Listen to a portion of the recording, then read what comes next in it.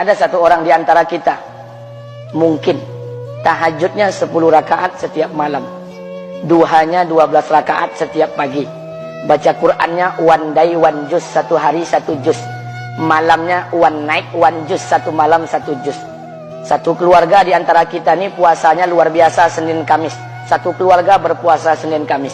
Tak cukup puasa Senin Kamis, dia puasa Nabi Daud. Sehari puasa, sehari tidak, sehari puasa, sehari tidak. Tak cukup dia puasa Nabi Daud, dia puasa-puasa sunnah lainnya. Istrinya nutup aurat dengan sempurna, pakai nikob, pakai cadar, pakai purda, pakai manset, pakai kos kaki. Suaminya 5 waktu ke masjid tak tertinggal takbiratul ula.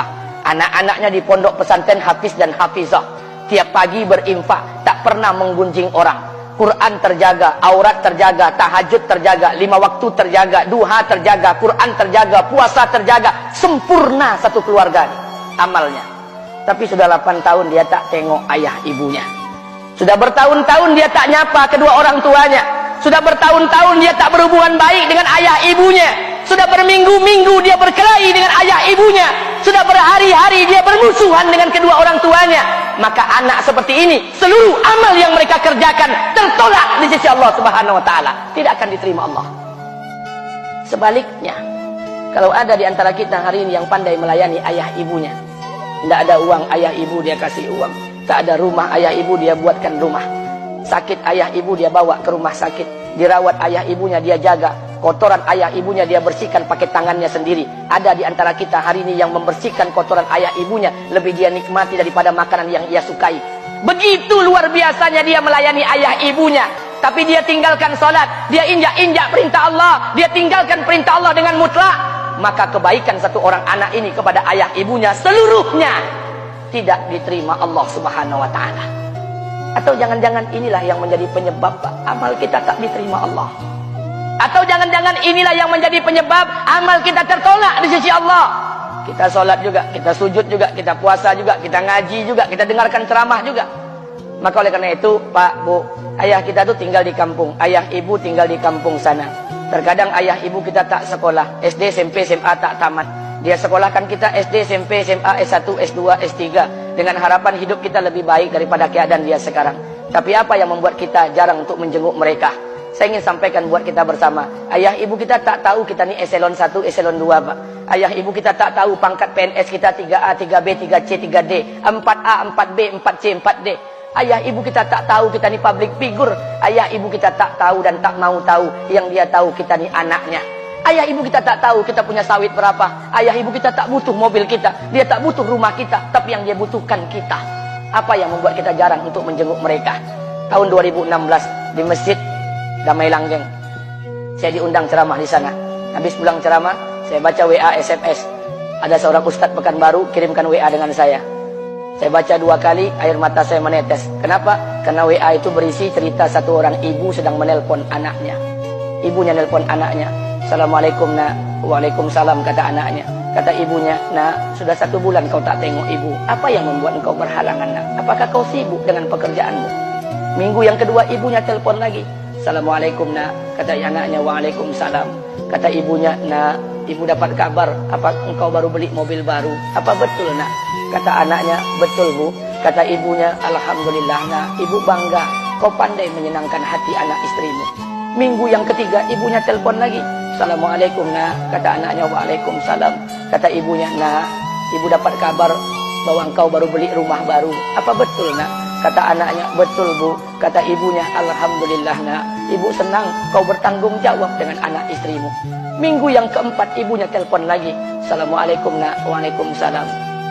Kata ibunya, nak, tadi ibu pergi ke pasar, ibu jumpa temanmu di pasar. Kata temanmu di pasar, temanmu banyak bercerita tentang kamu.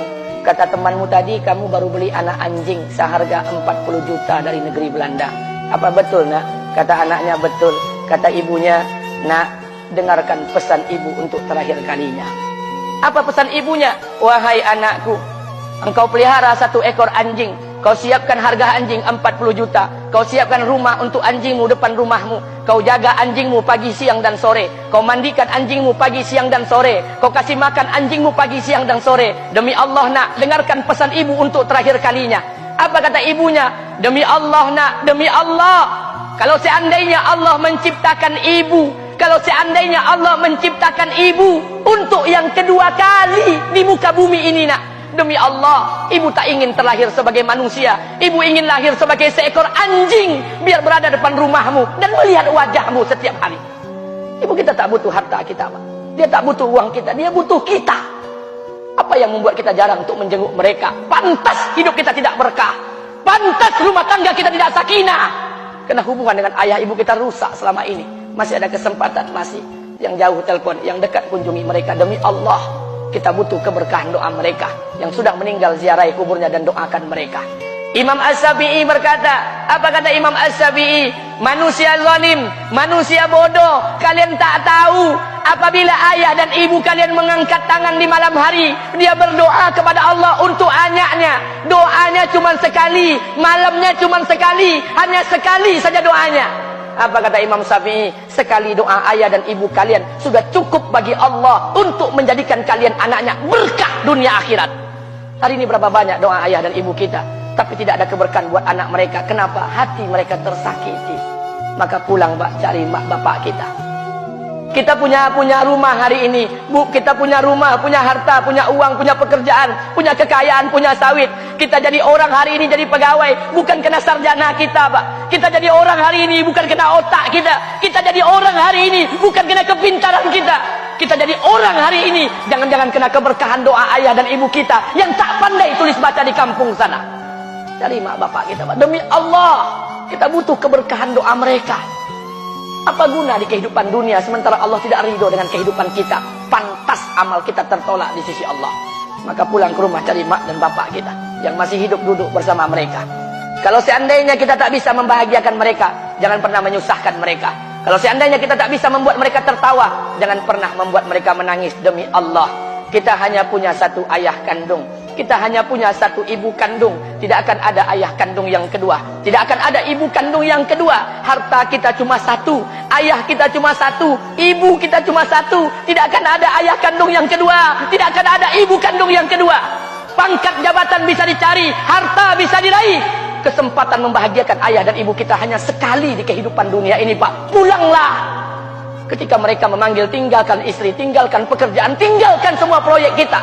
Demi Allah, datangi mereka. Kata Nabi, sesaat kalian duduk bersama ayah dan ibu kalian akan mendatangkan keberkahan. Kenapa kalian tidak duduk bersama mereka? Jangan-jangan inilah yang menjadi penyebab amal-amal